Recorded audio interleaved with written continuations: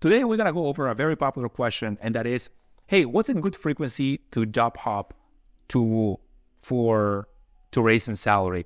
Now, this is a very important question and something that everyone needs to be aware of. But it's not what you think. It's not as straightforward as just saying, hey, just go ahead and switch jobs every 2 or 3 years. Now, there's a couple of things to consider here, and I'm going to go over my experience as a mechanical engineer myself. Now, the title says, how long is it good to wait to start looking for a new position at a new company? I don't want to job hunt too soon and look like a flight risk, or wait too long and be stuck at a job when I could be moving forward with my career. Now, there's a lot of wisdom here that this person is bringing, because he says, I don't want to job hunt too soon and look like a flight risk. And that's exactly what happens when you jump ship too soon, which is what a lot of people were doing during the pandemic, like 2020, 2021. There's a lot of people that were getting a job. Actually, I know a couple that would get a job in January, let's just say, and then by May they had another job, and then like in December they had another job. Now what that happens is, hello my fellow engineers, quick break here. If you are an ambitious engineer who is feeling stuck and frustrated, you're feeling unfulfilled, lost in your career, discouraged, you are unhappy or even hate your job and you know you can do better, and you're looking to make more money, to gain clarity, get another job or get into a new industry, feel encouraged and fulfilled again, and leverage your experience, skills, interest, and vision for the future, click the link in the description. With that being said, let's get right back to the podcast.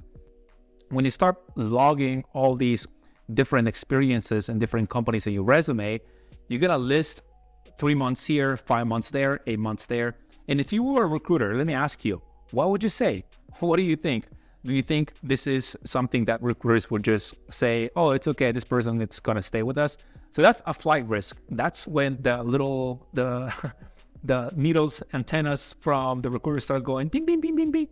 So something to keep in mind. And of course, you don't want to look like a flight risk, because when it comes to getting out there and getting a job, there's a lot of resources that companies start investing in yourself. Believe it or not, there's a lot of investment in time and money, people that are working with you, people that are training you, and also the time that they spent, that HR or the recruiting company spent in bringing you in and hunting you. So there's just a lot of money that is lost if you just leave after a couple of months. And companies nowadays are being more mindful, and they're being more hesitant about hiring people like that.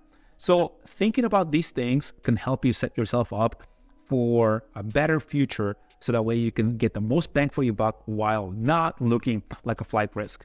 So I'm going to go over some rules of thumbs, and this is things based on my experience, based on research. And personally, when I first started my career as a mechanical engineer, I started back in 2012, 2011, if you want to count my internship. But at the end of the day, I switched jobs for the first time after 3 years. Now, I had a really good reason to switch jobs, because my company at the time was moving on to another area, which I was not willing to do, and I had to go look for another job. So what I did was I just posted my resume up on Indeed or Monster, I think at the time, and I got a call. Somebody contacted me. It ended up being a friend, which shows the power of networking, by the way, and I ended up getting a new position. A couple of years later, 3 years later, I wanted a new challenge. I wanted something more. I also wanted more money. I wanted a new challenge, and I kind of wanted to switch things up a little bit. And that's exactly what I did again. So, and then after 2 years after that, I switched jobs again, but this was more of an internal move within the company, and they were just different roles. Now, all of that to say that personally, not only is my experience, but also is backed by data. 2 to 3 years is the general rule of thumb when it comes to switching jobs and looking for companies. That right there gives you enough time to learn a new skill, maybe to run a project, maybe to lead a project, complete a project. And 2 to 3 years seems to be a really good period where companies start saying, okay, that's okay. Every 2 or 3 years, somebody changing positions, changing jobs. That's not too bad. That doesn't sound too bad. So that's just something to keep in mind. Of course, sometimes maybe you get laid off. Sometimes the project that you're working, it ends and maybe you get fired. Those are just, of course, different situations. But here we are looking at a healthy relationship, no falling off between the employer and the employee. So 2 to 3 years is a good timeline. However, we also have to be mindful of what is in the store within the company. I do understand and I do agree that the biggest salary increases come from switching companies. They come from getting a new job in a new industry or a new company, which, by the way, if you're interested in learning how to do that, networking in a new industry, how to meet new people, getting a new job or making more money, work with purpose, check the links in the description.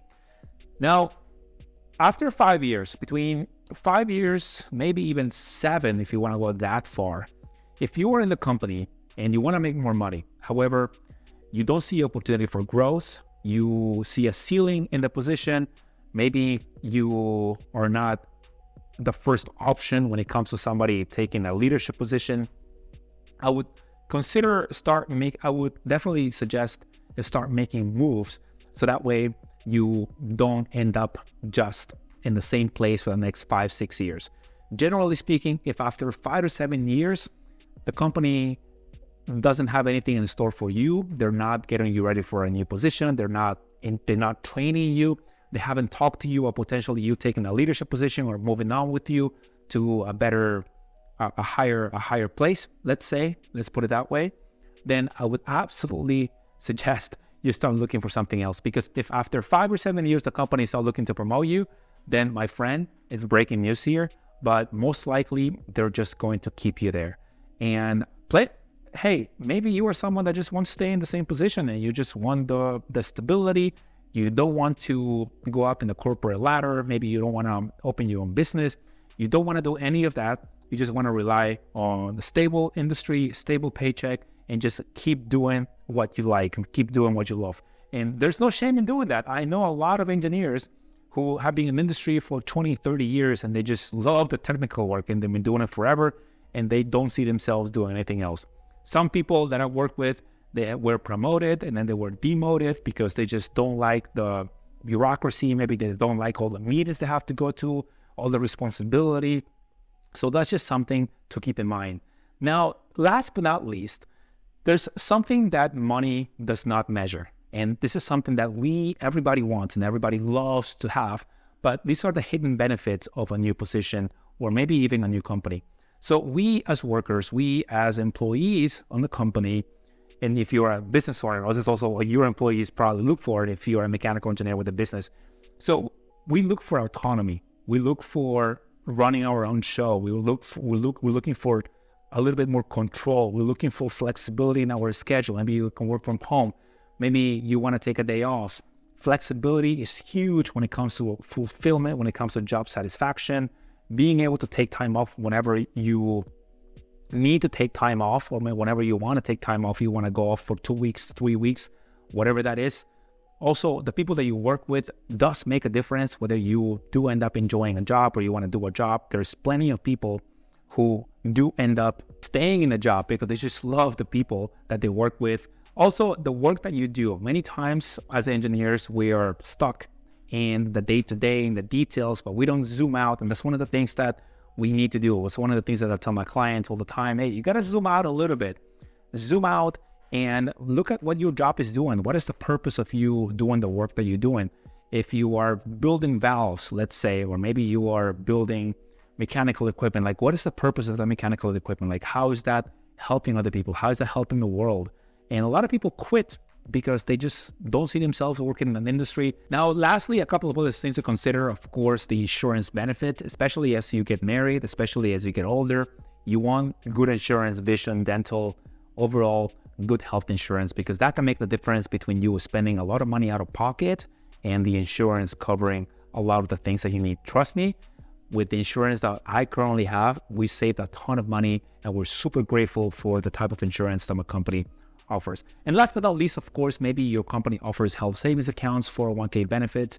Now, these are the things that I wanted to bring up because many times we just get caught up in, hey, I just want to make more money, but we don't realize that the grass is not always greener on the other side, especially if a company is giving you amazing benefits. Maybe you have autonomy, you have control, you have flexibility, you have great time off, the work that you do is meaningful, and leaving something like that, it's very tough just if you just want more money.